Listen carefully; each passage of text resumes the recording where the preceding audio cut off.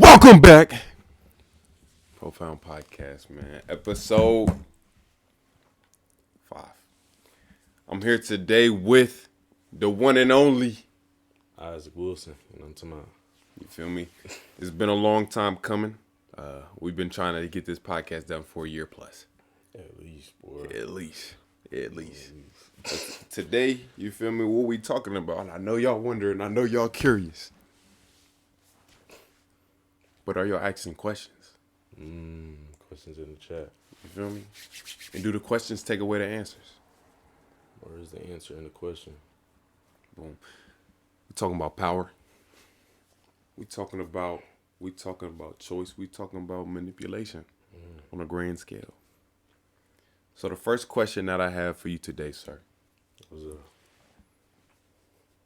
is do we have self-control?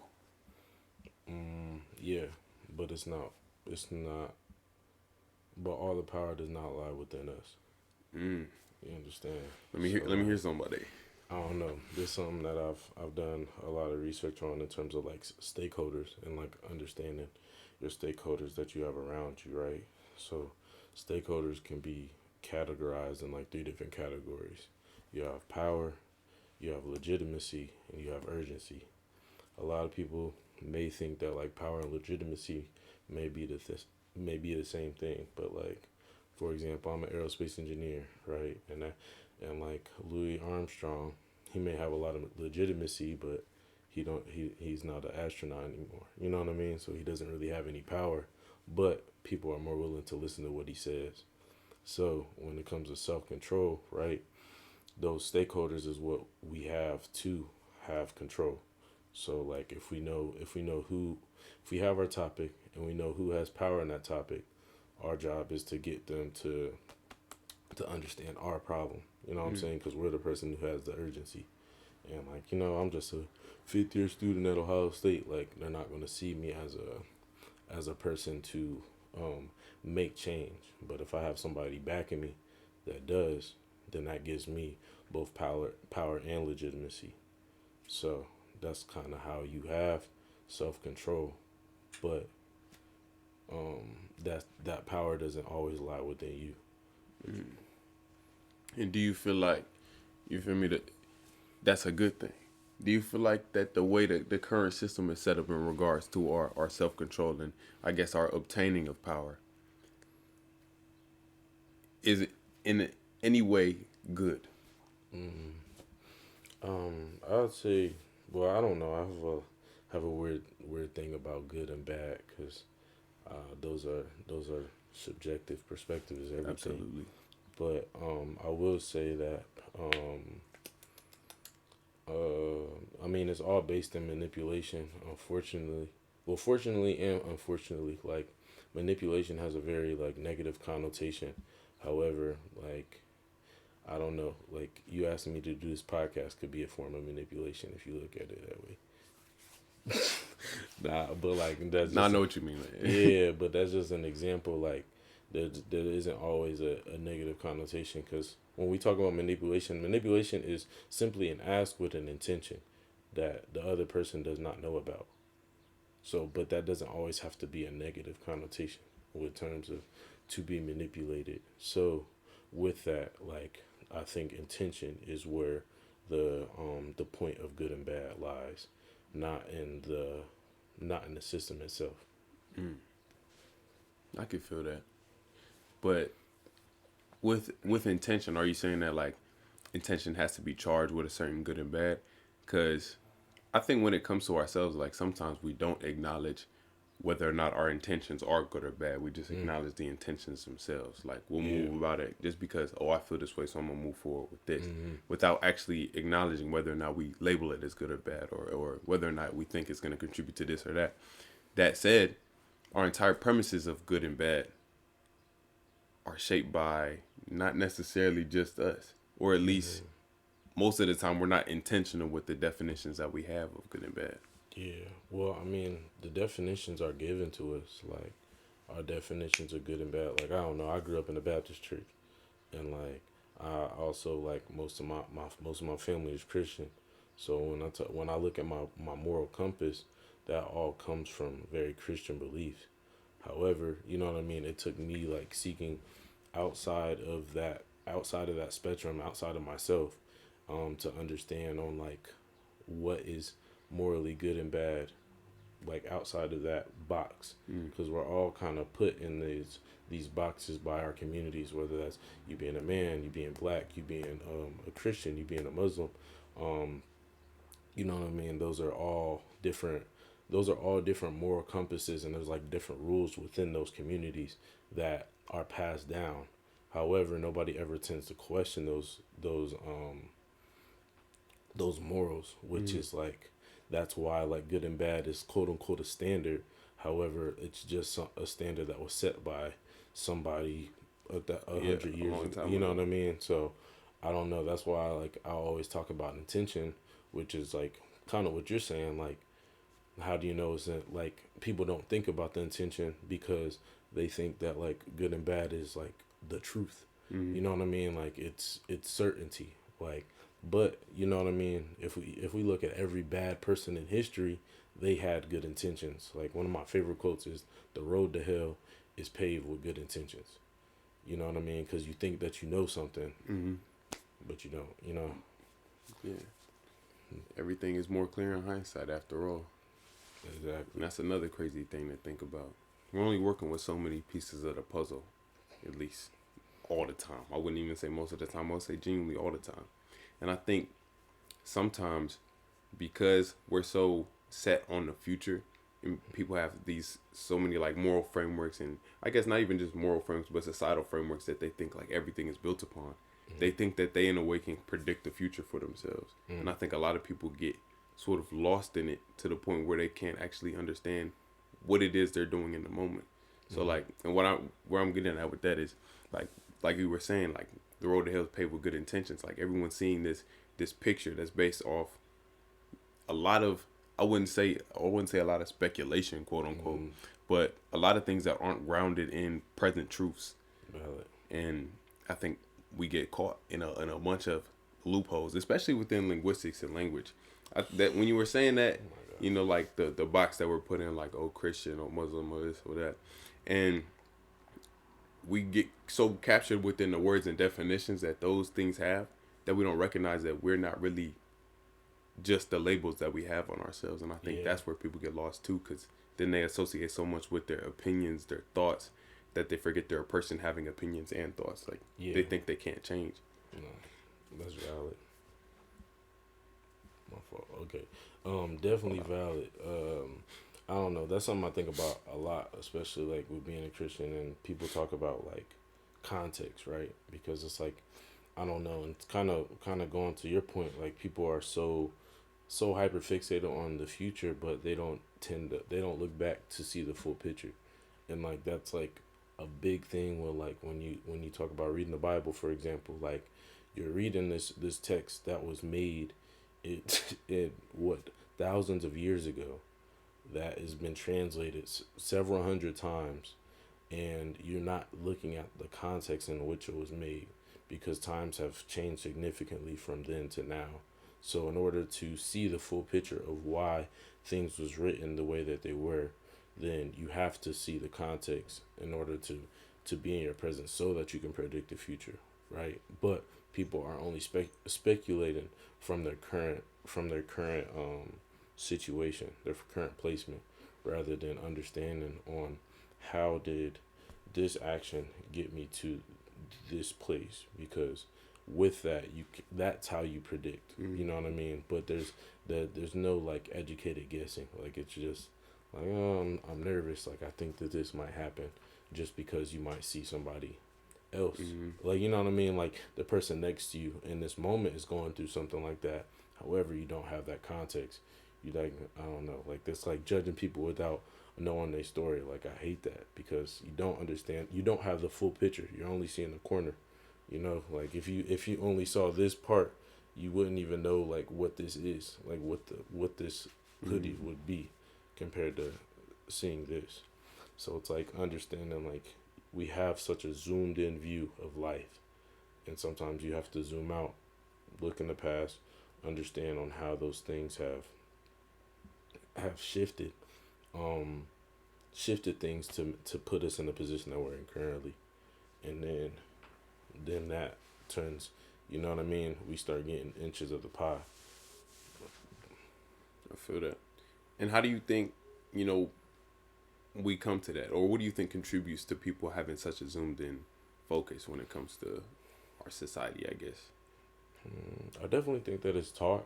I think that that's something that is definitely passed down, and it's also a survival tactic. Like I can only like focus on what's happening right now, or I'm going to get overwhelmed, overstimulated, and I'm not going to be able to perform at my highest ability, quote unquote.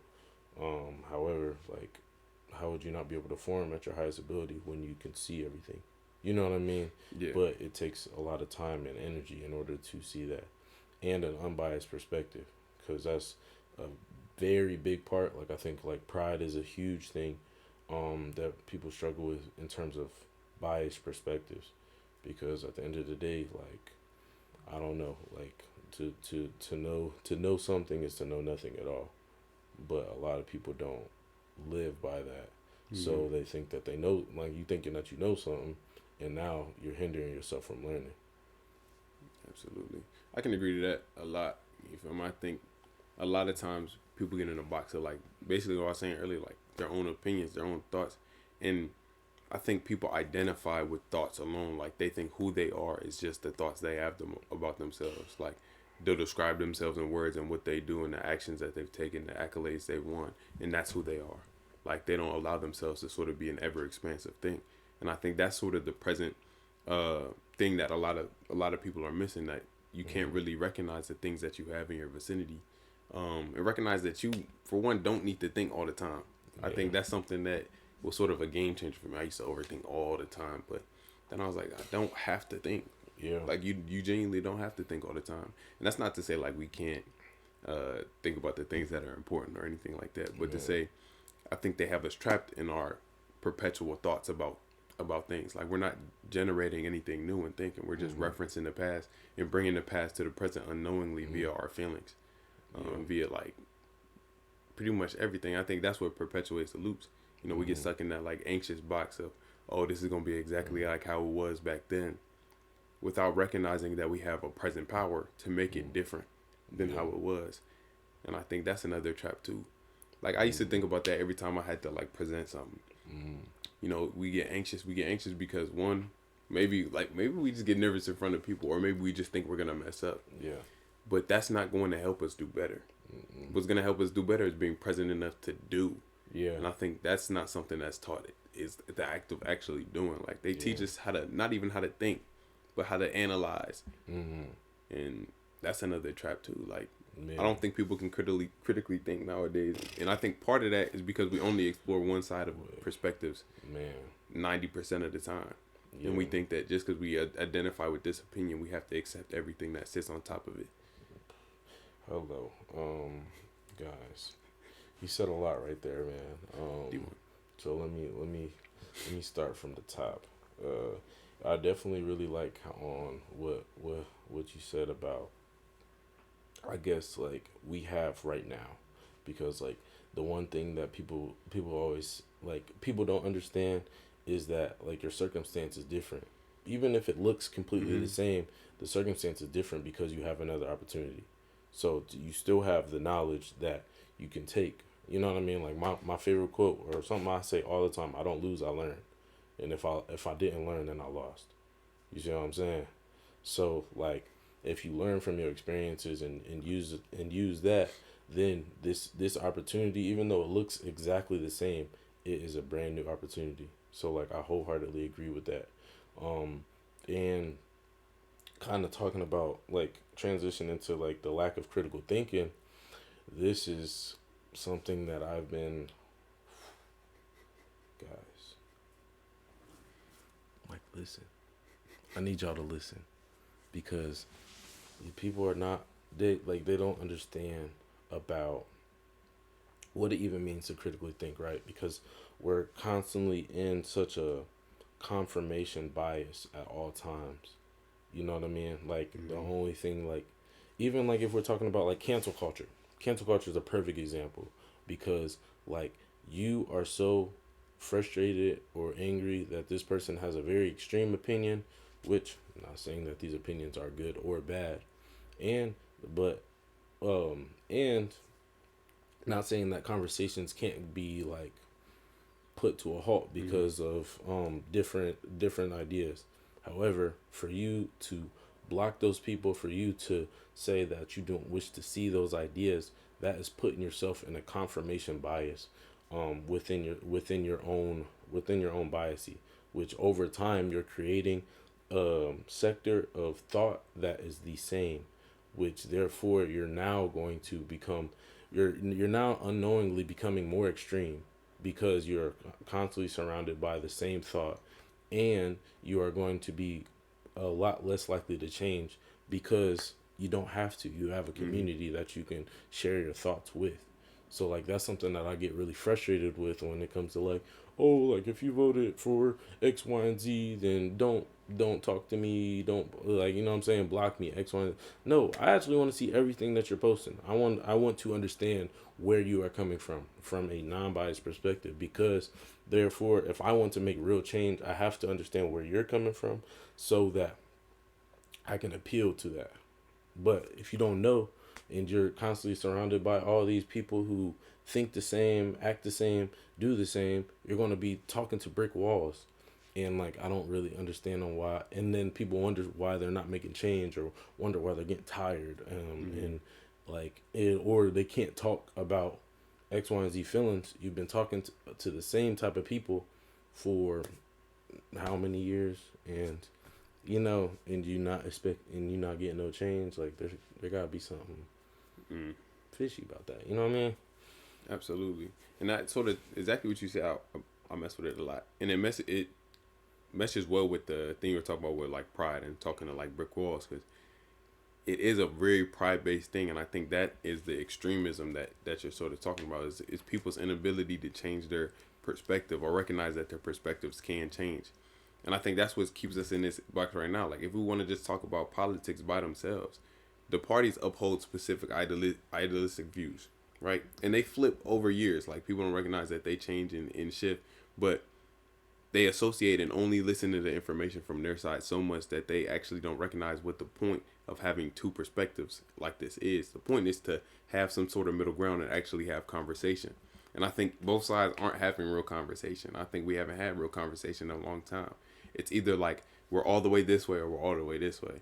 And I think that sort of lies the problem with a lot of the people, is because they think they can only be one sort of way when it comes to both themselves and their viewpoints. So they get stuck in a whole bunch of nonsense. And whenever they see the other side, it's like a visceral reaction because they think they're like seeing the opposite of themselves when really they're just seeing a different perspective. And I think that's a crazy thing to think about. Like we identify people more with the perspectives that they have than actually being people. Yeah. And I think that's why we aren't really having a good basis for conversation, because we're not talking. Yeah.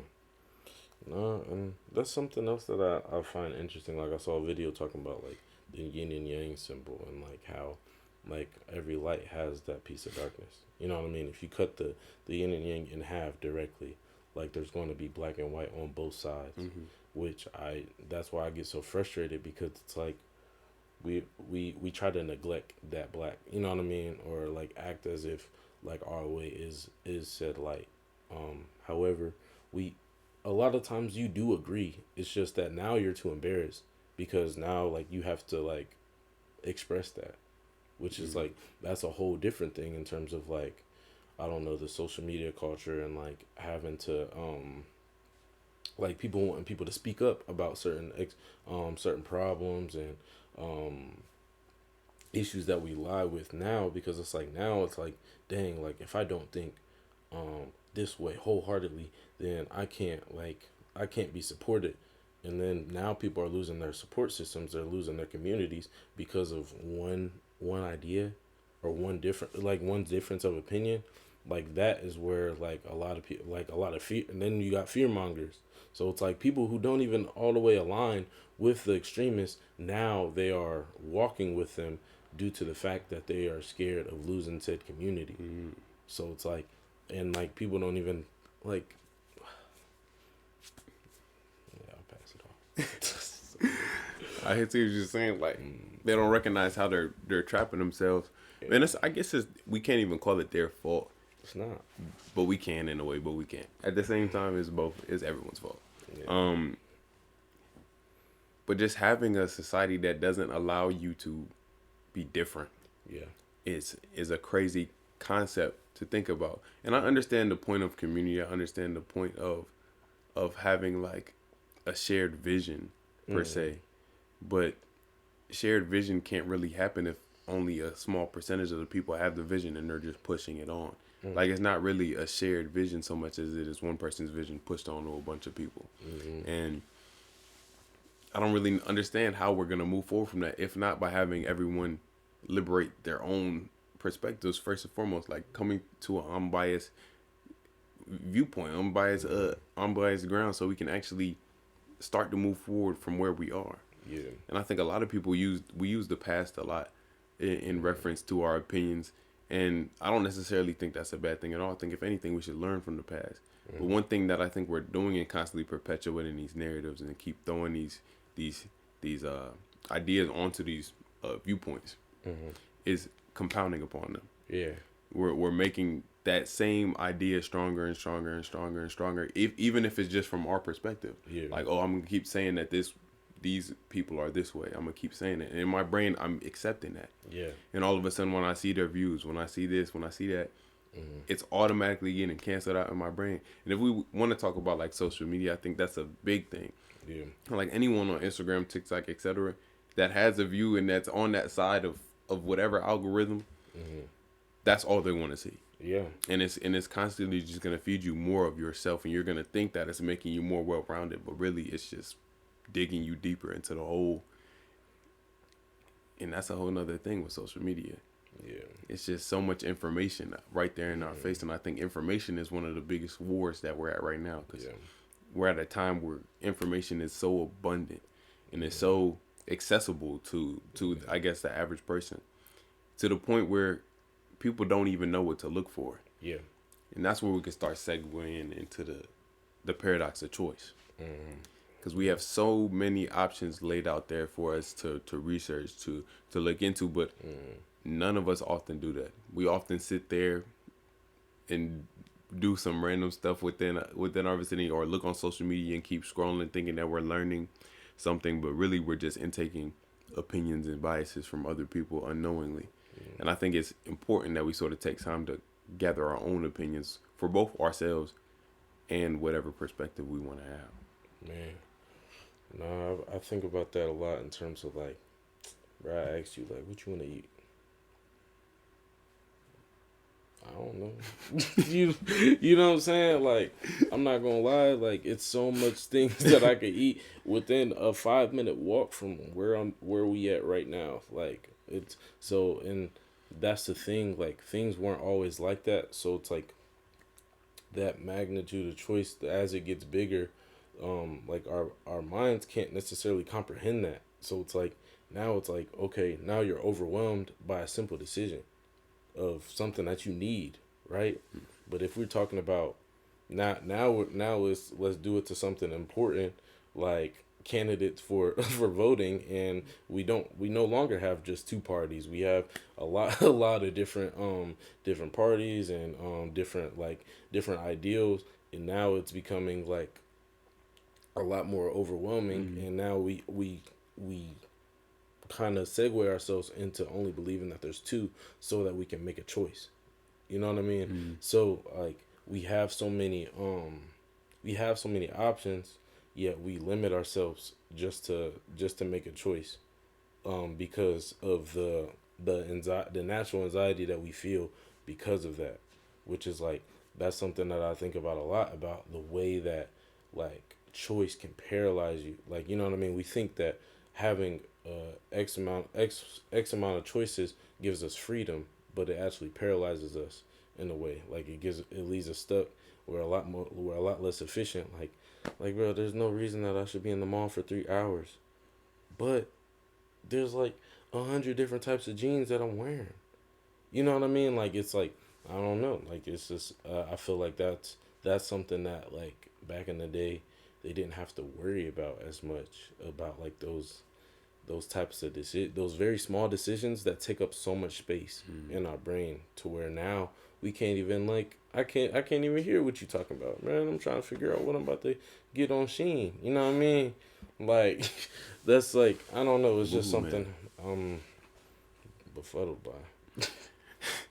I think that's a very real thing, and I think it just it's pretty much in every aspect of our community right now, of our culture, of our society. Like, if we want to just talk about college as a basis, this is something I recently talked about. If we talk about just going into college, first and foremost, so many choices. But we're not even going. I won't even like bombard you with that. That's just gonna be there. I would hope that there's a lot of institutions to choose from, right? But once you get there, the expected choice of knowing what you're doing, what you want to do with your entire life, very interesting ball. And what makes it so interesting is that there are so many things that people can do. And I think oftentimes, if people can't choose, they either go undecided or they default to whatever they feel is the most one common, easy, etc., etc. But oftentimes it doesn't align with people's personal interests. And I think part of that is because people don't understand who they are, because they recognize that they have so many options on who they can be that they often choose nothing and just go along with what people tell them. And that's a whole nother problem. I think first and foremost, people need to start making definitions for who they are on their own. Even if they're flawed at first, I think the only way we can see if we're going in the right direction is by actually choosing a direction to go in. You know, I think sometimes sitting still in that same place isn't going to really teach us anything, but that there are more pathways to keep going on. And, you know, I think sometimes people don't make choices for themselves, especially when it comes to, like you were saying, that's something I hadn't really thought about, is the fact that we live in a multi-party system. Yeah. There are so many parties to choose from, but we only highlight two. And I think part of that is tradition and familiarity. We often choose the things that are most familiar to us. Like when you were asking, what do you want to eat? I was just going to say Kings. something, whatever well, I wasn't even going to say Kings, bro.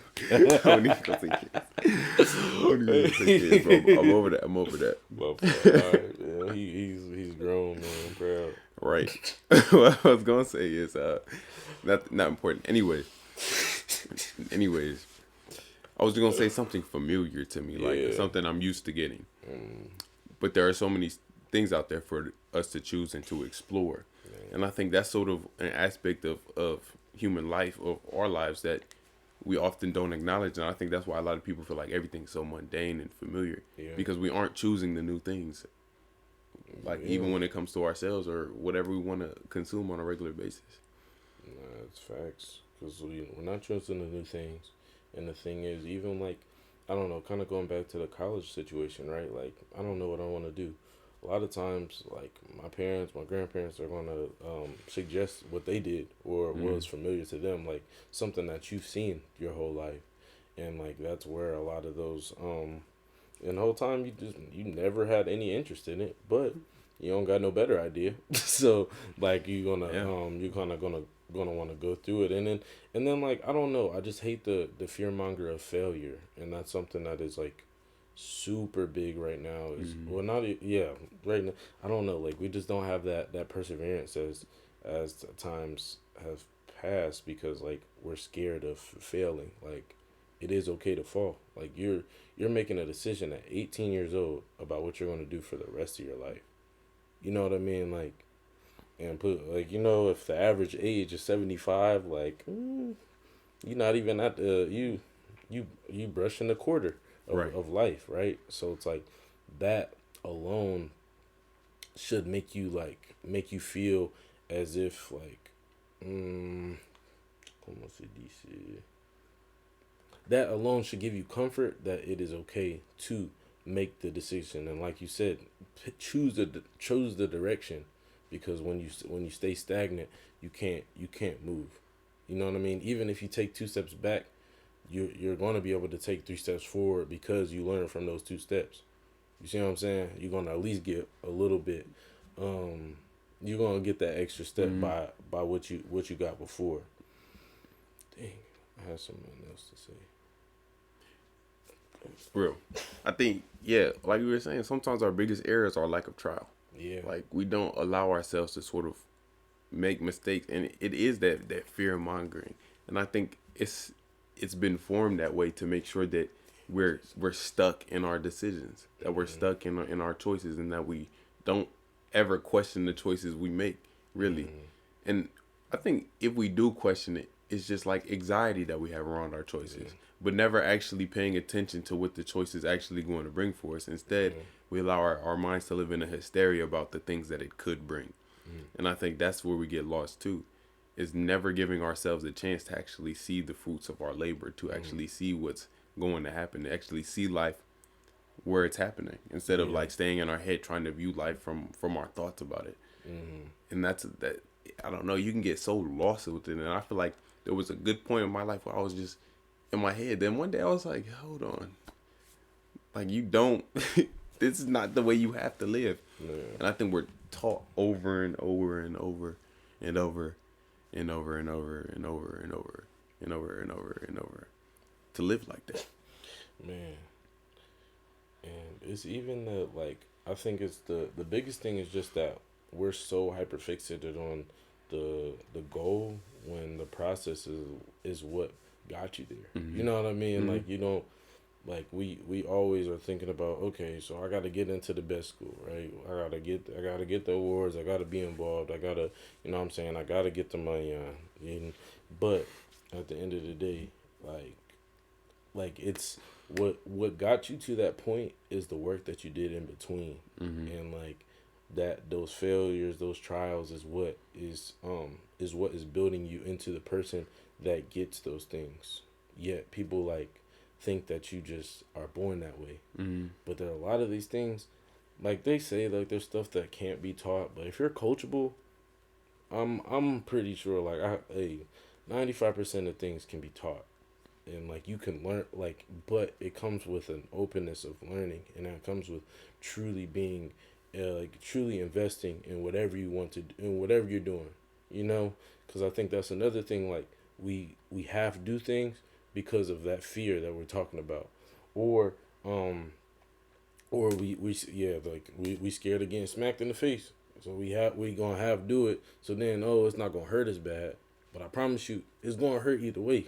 Right. So you might as well go 110 than going 50, and you getting you know what I mean? You getting the same amount of pain. Like,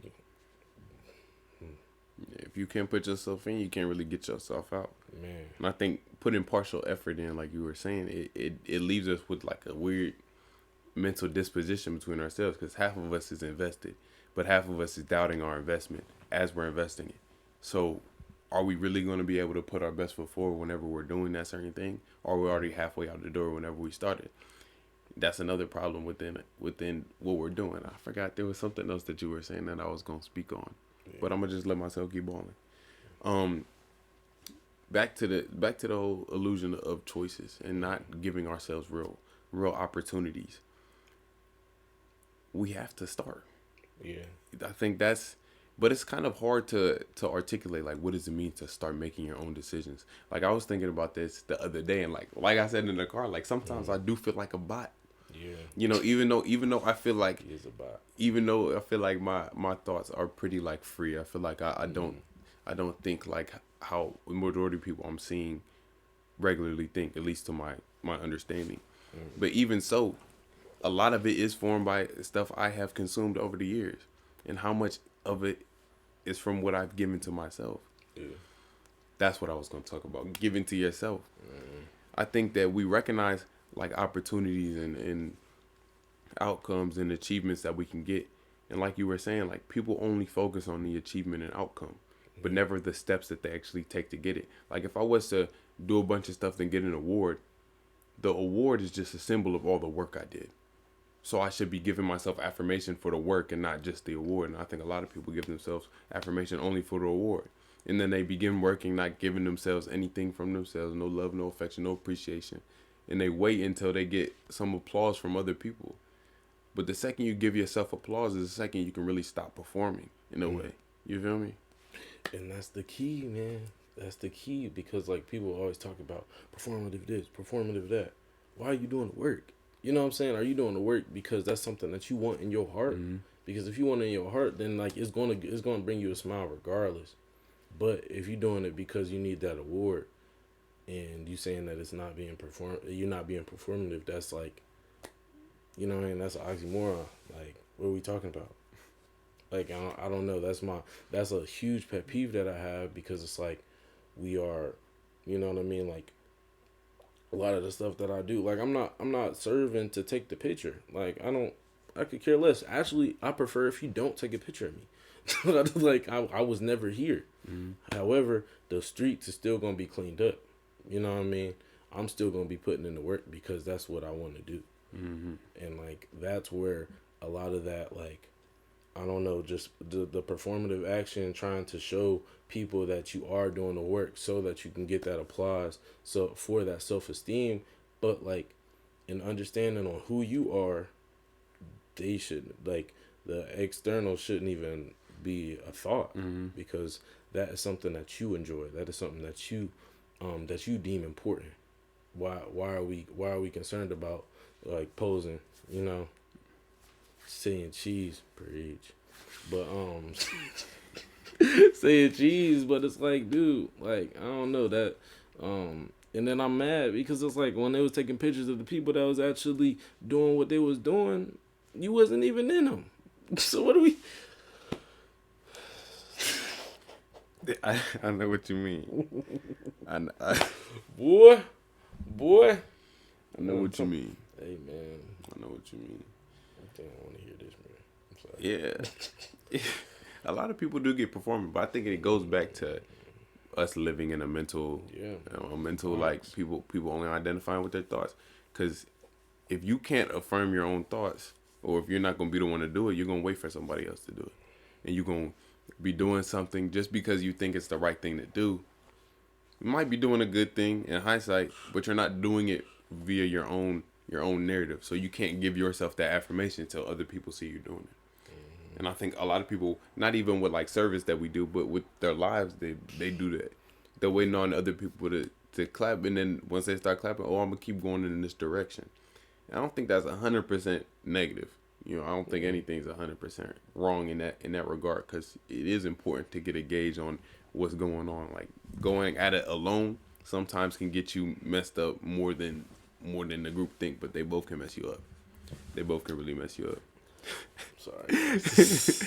And I think that's why I think it's important to really have a definition, or at least start making one. You know, like, when I say that, I don't have no distinct definition for them, like, on paper, because what does it mean to even have a definition for yourself other than to put yourself in a box of language? You know, who you are is always going to be more than the words you can use, because you don't know all the words you can use to articulate about yourself. There's always phrases and adjectives and verbs that you can attach to who you are, but you don't know everything that really encompasses everything you are. Yeah. So the point isn't to just like have a definition, but allow it to be present. Like, allow yourself to be present enough to, one, establish it, and to, two, see what you've already established.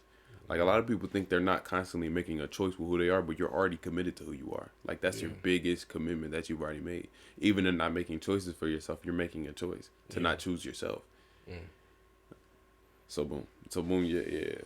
Nah, that's valid. I know something that I think about a lot. Well, first off, I really want to talk about the point of, like, I don't know, like, it was just being controlled by the claps. You know what I mean? Being like those performative actions, like, people don't understand on how you can be controlled in that way, and how we have been controlled in that way, in ways that, you know what I mean, like, I get you to do X, Y, and Z. Now you get a biscuit. Now we happy. You know, when whole time there's real stuff that's going on, or whole time I was just getting you to do that because I didn't feel like doing it. Right. But I had a biscuit But I had a biscuit that I didn't even want. That I didn't even want. You know what I mean? And now we clapping for you. You got it done. Shoot, I'm chilling, right? And then now we wonder on how the systems work, and the ways that we can be controlled by our desires, right? Like, by that desire of being accepted. It's so easy to control that, and to that, like we said, manipulate, like I ain't gonna say you saying manipulating these people, you know what I'm saying, but it's like, but that's where manipulation comes in, and people don't understand that, like, oh, like I just thought that he wanted me to do this, and this because we helping the community and whatnot. But nah, I just ain't feel like doing it, bro. Or nah, I like I ain't gonna lie, it's a tax write off for me to pay you to do this. So it's like those intentions are very keen when it comes to that, and it's hard to see that you're being manipulated because the whole time you getting what you want. Like so, or like, Mm-hmm. and they're just playing off of your desires, and that's something that's like, that's something that's so huge now because like we use our pleasures as ways to kind of fulfill Mm-hmm. that self esteem that's lacking, right? Like like vices are so normalized that like you know what I mean. We using drugs, we using sex, we using money. Like those are and the awards, you know what I mean. That self gratification in order to bring us to a point of happiness or false happiness, that we're doing good, or that's like it don't matter if we sad like or anxious, like that false happiness is going to get us to that even kill, Mm-hmm. that okay, and all they got to do is just keep feeding it to you, you know, and then now you getting walked, now you getting dog walked, and you don't even know it. You just trotting down the street, you know what I'm talking about? But Yeah, and I think one thing with the desires that they're sort of using to make us do certain things is they implanted a lot of those desires that they're using against us. It's found all throughout the media, all through what we're told to like, what we're told to appreciate, and like if you really sit there and take a stock of all the things that you like and you enjoy, like how much of it is truly from your own perspective, like your mm, own choice to actually like want to immerse yourself in something and say, oh, I like that for me, without the influence of other people. And oftentimes it's not much.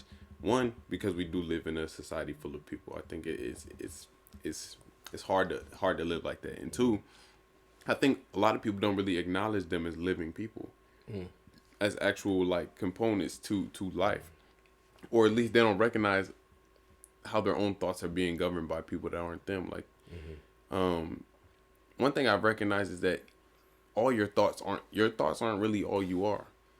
People can say stuff to you over and over again, and you can start having thoughts akin to what they said, but yeah, that doesn't make those thoughts you. And I think people hear things in their head, and they automatically say, "Oh yeah, that's my thought, so I'm gonna go with it."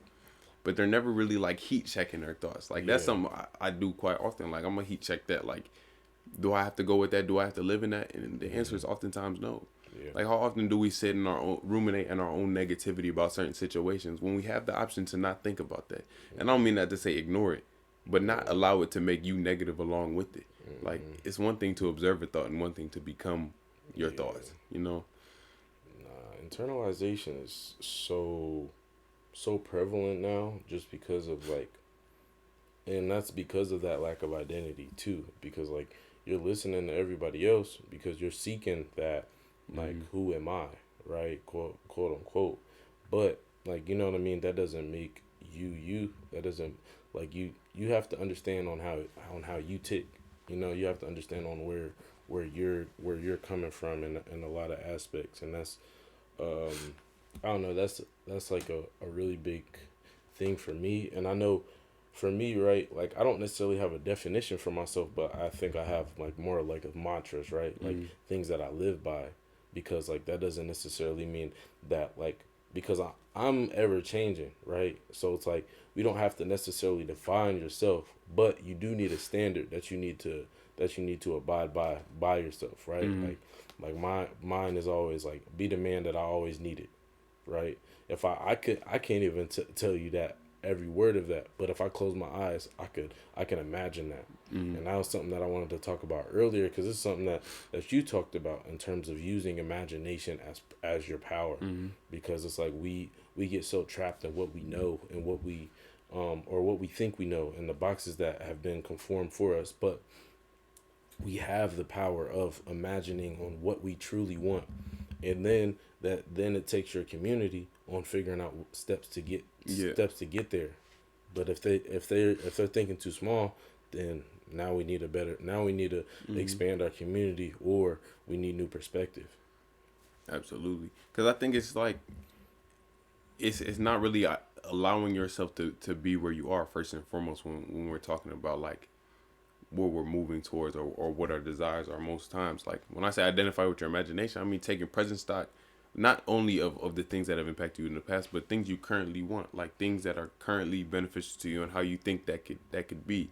And I think sometimes we're stuck trying to overcome the past so much that we don't recognize we're in the present. Like we're trying to overcome I'm trying to overcome the way I was as a kid, or I'm trying to overcome this situation so much that we don't recognize we're constantly perpetuating the situation's feelings into the present moment. And that's what's making it so much more prevalent. Is us not giving ourselves an opportunity to imagine ourselves not being impacted by it, to imagine ourselves and identifying with that imagination. Because what is the thought if not us reimagining something that's not currently happening? Like it's just about choosing what you want to invest your energy and attention into most of the time. And I think that might be a hard thing, but I think the only reason it's hard is because we're not taught to actually invest ourselves into ourselves. We're taught to invest ourselves into narratives that we've been told. And that's basically where the shortcoming is. But if we were to identify with our imagination, we could really do anything that we wanted. And I think a lot of what I've been able to achieve just in my life right now has been me identifying with a sort of imagination. Whether or not I was doing it consciously or unconsciously, it's me understanding something I wanted and not allowing myself to shoot it down just because it hadn't been done yet. Like, of course it hasn't been done yet. I haven't done it.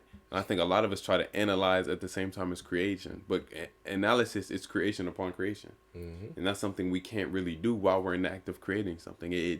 It messes everything up. Like, if we're going to analyze something, let it be full. Let it be complete, because then we're just giving, like, partial truth to something we have yet to even create yet. And that's making us doubt it even more because it's not there yet, No, that's very real in terms of, like, I don't know. I think that like you can grab something unimaginable and you can still bring it to your level. You know what I mean? Like, I don't know. Like, I chose aerospace engineering because I want to make rocket boots. Like, that was something I saw in a movie, But I was like, okay, maybe I'm not gonna make no rocket boots right now. However, I know who makes rockets. You feel me? So it's like you have to make sizable steps, and that's why we talk about the journey. That's why we're talking about the journey so much, because when you have this much on your plate, let me get in the camera. When you have this much on your plate, you looking like, dang, that's kind of high. But like when you can bring it down here, those are so much more achievable. And like that's why we talk about SMART goals and making achievable goals that you can measure and you can track, and making sure that you are hitting step by step by step, because like you can only move one step at a time. Trying to jump, you know what I mean? We people trying to fly when they ain't even crawled yet. So that's something else that like when you're using your imagination, it is perfect to dream big, and that's what we're always taught.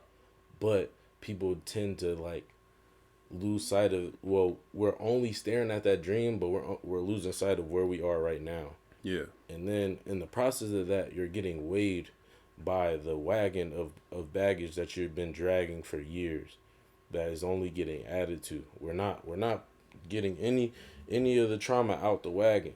You know what I mean? We're just adding to it day by day because of how we've internalized that and made that our, like I think that's a big thing that's happening right now, is making our trauma our identity. And then we wonder on why we're trauma bonding and why like toxicity is such a prevalent matter. It's like our trauma is what we identify by and what we feel the most.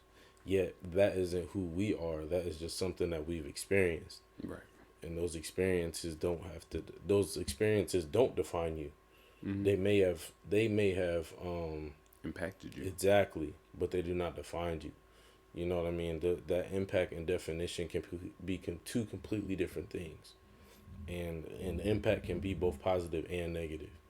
Yet a definition is, I feel like that's like, a definition is a definition. Like that is like what we call it to be, right? But I'm not gonna call, like I don't call like my history as me, because then who would I be, Mm-hmm. right? Like who am I? And then I wouldn't even be able to talk to somebody, man to man, or man to woman, as a person, because of that baggage then can get translated through that, you know. It's perpetuated. Yeah. It's constantly brought into the moment. And that's a big thing that people don't even realize. Like when you are such a when you like internalize so much, and like that can be infectious in both a positive and a negative way. But like when you let that baggage become infectious, then we have to understand on now look at your community, right? When you internalize yourself, and you starting to see, like, internalizing your baggage and internalizing the pain, you start to see that, like, well, you'll see by your community on the ways that it's been that has been reflected, you know. Mm, I feel it, and I feel like with people identifying so much with their traumas and their problems, they can't get rid of them without getting rid of part of themselves. And I think that's part of the issue. Like, you can't get rid of it if it's a part of you. yeah. You know, like it's people not acknowledging how much they're really taking into themselves, and how much control they really do have over their definitions. I think, like, you can choose not to identify with that certain part of you, and I think that's what growth and change is. Like, what is growth if not you acknowledging current stock of what you are and how it differs from what you've been? Like, that's all growth and change ever are, is waiting on us to accept ourselves in a new light. And I think, yes, that does sometimes take us acting in a way, but I think more than anything it takes us accepting the way that we currently are. You know, if you can't, you feel me, you can't get anywhere if you don't start where you are. And I think that's kind of what you were saying in regards to, like, taking that most adjacent step. You know, your dreams already exist where you are. They just aren't in the form that you may be imagining at your end goal. But that doesn't mean that when you take a current step, you can't feel like you feel me, achieving that big thing. Yeah. And I think that's another thing, like that Puritan work ethic that they fed us in school, like, oh, work hard now, work and suffer now, and then everything will be greater. Like, you can work and not suffer. They don't share any perspectives of life that allow us to work and not suffer, for real. They make it seem like you have to be stressed. You have to be anxious about everything that is yet to come, but you don't have to. Yeah. That doesn't mean you're not doing the same things, but you don't have to feel that way about the things that you are doing. You know, if we don't, in the same way that our trauma can be a part of us and we carry that into every situation, so can the good. I think that's something you were saying too. Like, you're a part of every situation you encounter. Yeah. So if you're good yourself, then there's good in every situation. You know, and it's just about looking at it from that sort of perspective, like acknowledging yourself when you're in a room. I think a lot of times people don't recognize how they can impact their own lives, not even via their action, but via in how they're looking at their life.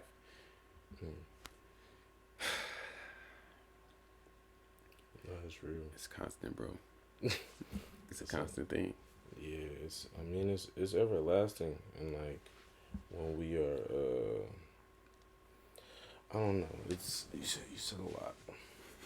I gotta sit up for this one, man, because it's like my big thing, right, is that we're always thinking about what's next, what's next, what's next. How can I be X Y? Like, I think my biggest thing is like, what's the next best step, right? Like, what's the next best decision? Because okay, I messed up. All right, I missed my meeting. What's the next best decision? Am I gonna dwell in that hurt? Am I gonna dwell in that? Like, I suck. I'm terrible. Blah blah blah. I missed my meeting. Mm-hmm. Or am I gonna text them and see, can I send you a Zoom link? Because these are like, you have to make the next best. Like, you know what I mean? You messed up. Mm-hmm. It happened already. Okay, who are you? You know what I mean? Like, what would the person what would be the person that you're inspiring to be? What would they do? You know what I mean? Like, I don't know. That's something that, like, that's a goal. That's an ongoing goal. Be the man that I wish to become. Like, in my daily actions, I might mess up. I'm supposed to, because I wish to become that. However, like, in certain decisions, okay, I don't need to do that right now. I'm okay. Mm-hmm. Like, and that's a decision that I made as somebody. That's something what I imagine that the man that I wish to become would do. right? So like that's where we're using that imagination to make the next best decision rather than dwelling in the negative decisions that we made. And that's something that that's something that's super important when it comes to developing who you are, because you can see the differences between what that imagination is, what here and here looks like.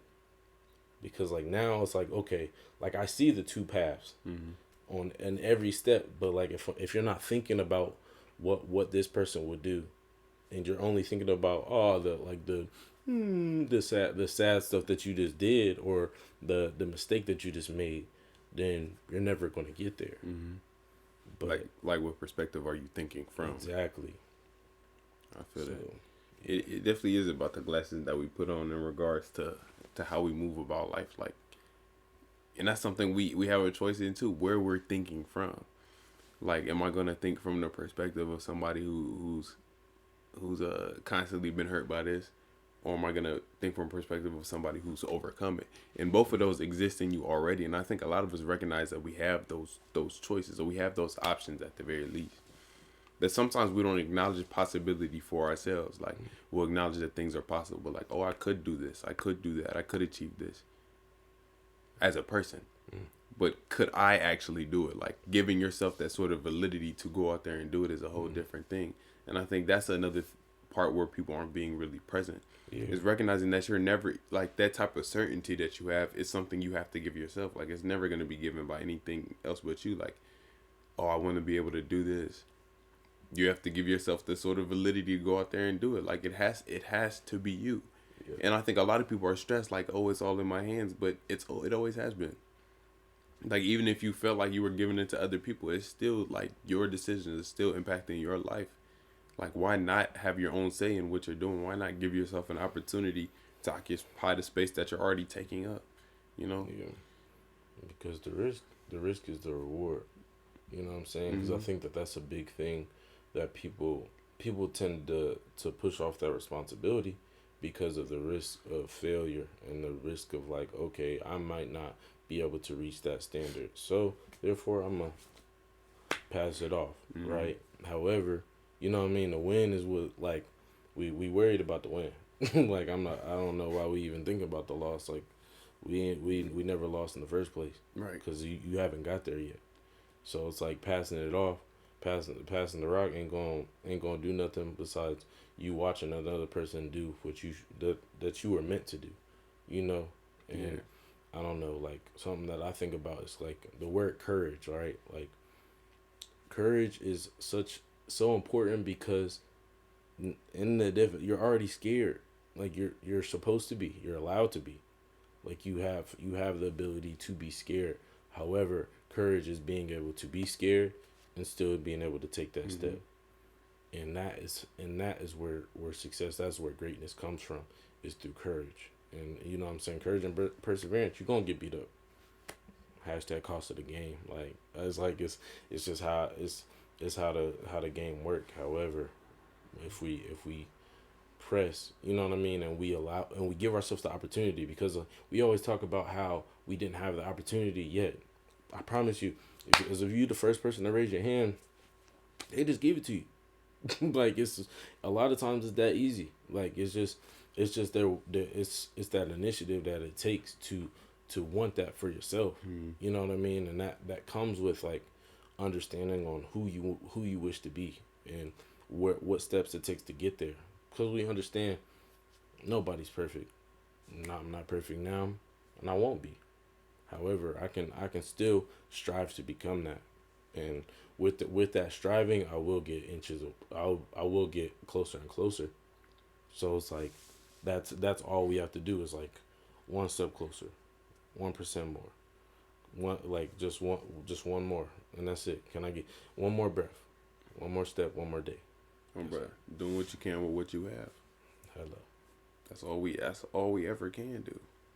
man. Is do what we can, what we have. Otherwise, we're not doing anything. You know, it's always about taking present stock of what you can do. Like, I don't know, like even when we talk about, like, for example, like my book publication. At first, I was like, bro, like I'm not gonna be able to do that because I don't know no big publishing agency like that's gonna undertake some random. You feel me? Mm-hmm. But like I think we don't recognize opportunities aren't something that you can't create for yourself, both in like looking for them and like literally making this step for yourself. Like we're living a world of so much information.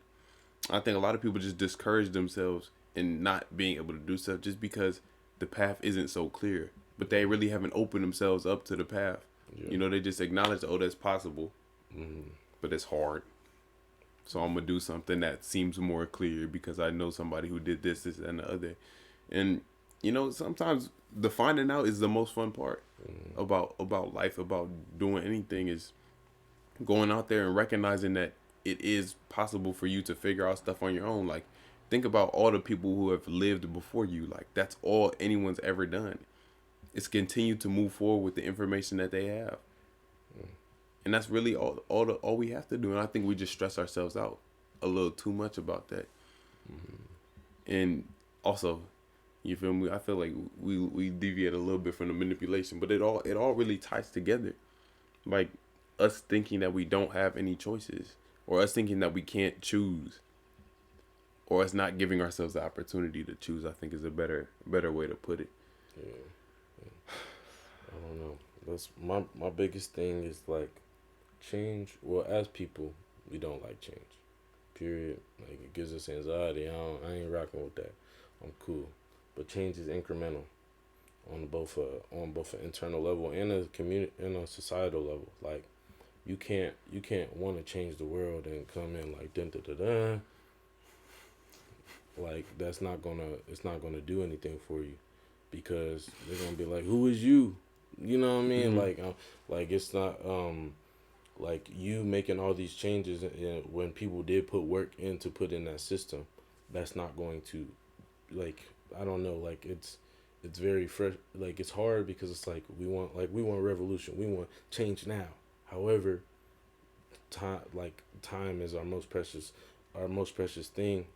But we have to understand that in doing a very rash decision such as that, we can also pull ourselves back. Mm-hmm. We leave ourselves vulnerable. Exactly. So like that's something that like I don't know like 48 laws of power talks about in terms of understanding that change is incremental and that people will adapt as we slowly start nicking at the wood, nicking at the rock. But and then once we start doing that, once we start planning and we see our pieces, we see our stakeholders, now we can start making those pushes towards whatever we're trying to whatever our goal is. But it takes that slow and steady movement rather than thinking that we're gonna get here. Because once you try to make that jump, of course you're gonna fall. And the higher the jump, the more the fall gonna hurt. You feel me? Very real. Clock that T. As we wrap things up, do you have any last words to the topic that you want to share with the people?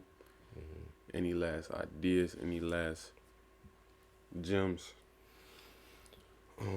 I'll say this: that who you I am who I am, and who I'm not, I'll never be. Right.